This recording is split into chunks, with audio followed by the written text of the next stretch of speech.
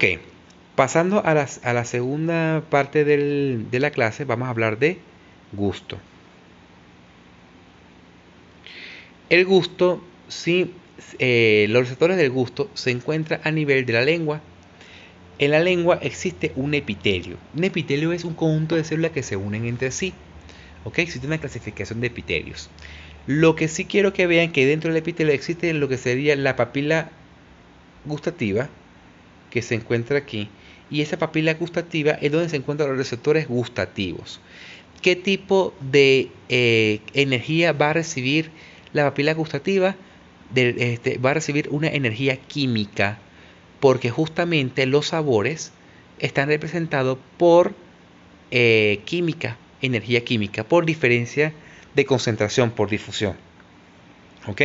Vamos a ver más adelante cómo hace para poder captar esa información química y transformarlos en potenciales de acción. Lo que quiero que vean aquí es que las células de las papilas gustativas que se encuentran aquí, ¿sí?, son receptores especializados.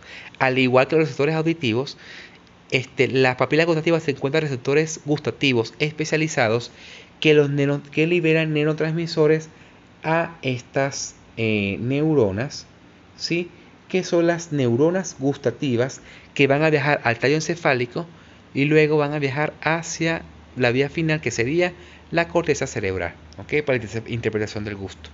Entonces, por esa razón, es importante estudiar lo que representan los receptores especializados gustativos.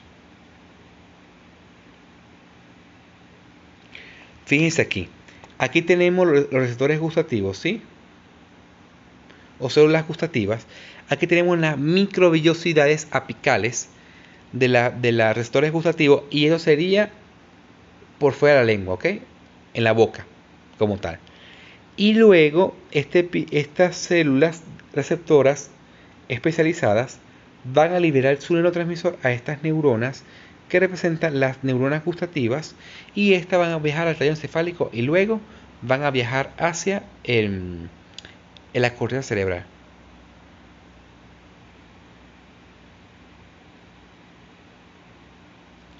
¿Qué tipo de sabores capta las papilas gustativas que contienen los receptores gustativos?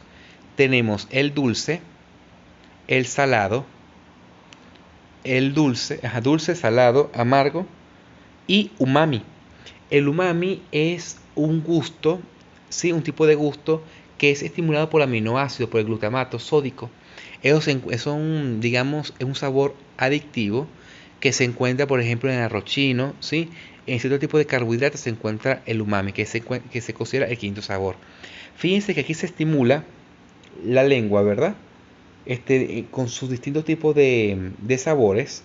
Y fíjense cómo aquí se activa, ¿verdad?, áreas corticales referente a la percepción gustativa, que se encuentra justamente en el lóbulo de la ínsula, en su porción posterior. O sea que la porción posterior del lóbulo de la ínsula es el área gustativa primaria, ¿sí?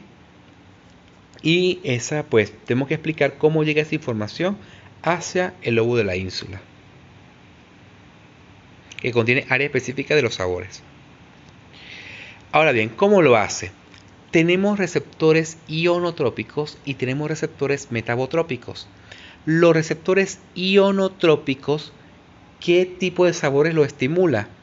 Pues simplemente el salado y el amargo. ¿Ok? Vamos a buscarlo aquí. Aquí está. Lo que es salado por el sodio y amargo por el hidrogenio. ¿Ok? Mientras que los otros receptores son metabotrópicos. ¿Qué decir metabotrópicos? Que son mediados por la proteína G. ¿Ok? Proteína G, fosfolipasa C, la IP3, que es trifosfato de inositol, que se encuentra, esos receptores de la IP3 se encuentran en el retículo endoplasmático liso, donde se libera calcio hacia el citosol y genera señales químicas secundarias que me pueden liberar el neurotransmisor de los receptores gustativos, y genera liberación de neurotransmisores excitadores hacia las neuronas gustativas, que viajarían mediante potencial de acción hacia el tallo encefálico. Entonces fíjense, aquí representa el salado. El sodio entra directamente al canal de sodio, ¿sí? Y eso hace que despolarice a este receptor gustativo especializado y que al final lo que se abre es canal de calcio, voltaje dependiente, que me hace liberar el neurotransmisor. ¿Hacia dónde? Hacia estas neuronas que viajan la información al tallo encefálico. El salado, el amargo, que sería este, que sería por hidrogeniones, por lo ácido, sería el ácido. El ácido, tiene que ver con la concentración de hidrogeniones, disculpen, ahí me equivoqué, el ácido tiene que ver con la cantidad de hidrogeniones. Ese ácido va a entrar al líquido intracelular, como el ácido está mediado por los hidrogeniones que tienen carga positiva, y la carga positiva, como el sodio, entrando a la célula genera despolarización. Entonces lo que hace es despolarizar a estas células especializadas, libera el neurotransmisor y hace que se active a estas neuronas gustativas que llegan al tallo encefálico. Eso ocurre con el ácido y con el salado. Mientras con el dulce, ¿sí?, el umami y el amargo, que es por receptores de quinina, el amargo, entonces son receptores mediados por la proteína G y P3. Aumenta el calcio intracelular, y ese calcio intracelular, aparte de la apertura de calcio voltaje dependiente, entonces entra calcio a ese receptor especializado que hace liberar el neurotransmisor, y aquí se activa a esta neurona gustativa y envía la información al tallo encefálico.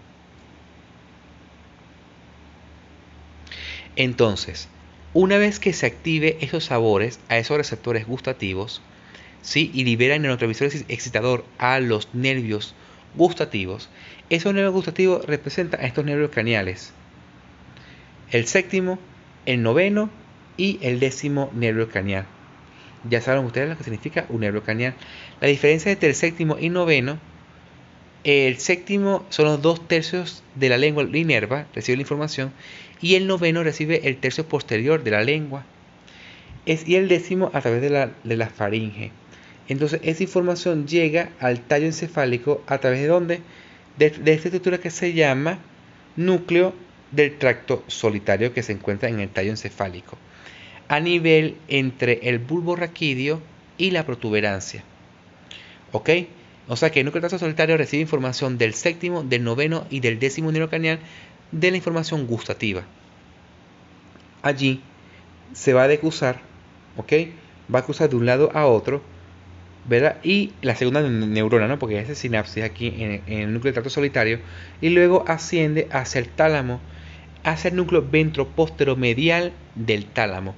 Acuérdense que el núcleo ventroposterolateral del tálamo envía la información sensitiva de la médula espinal, mientras que el núcleo ventroposteromedial del tálamo recibe información de la vía gustativa a través del tracto solitario. Y de allí la tercera neurona va a viajar del tálamo hacia el área gustativa primaria, que se encuentra ¿en dónde? En el lóbulo de la ínsula, en su porción posterior. Entonces, aquí en el núcleo ventroposteromedial del tálamo viaja la información ¿hacia dónde?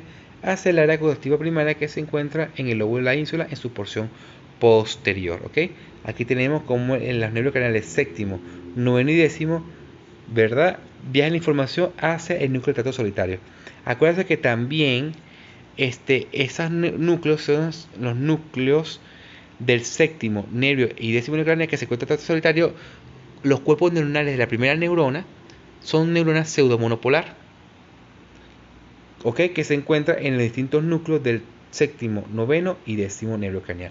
Acuérdense que el séptimo, eso quiere decir que envía una información sensorial de la vía gustativa por vía aferente, y por vía eferente el séptimo nervio craneal va a inervar la información motora, la contracción de la mímica facial o de los músculos de la mímica facial. Bueno, eso es todo con respecto a la clase de la vía auditiva y de la vía gustativa. Cualquier duda o pregunta será aclarada en clase presencial.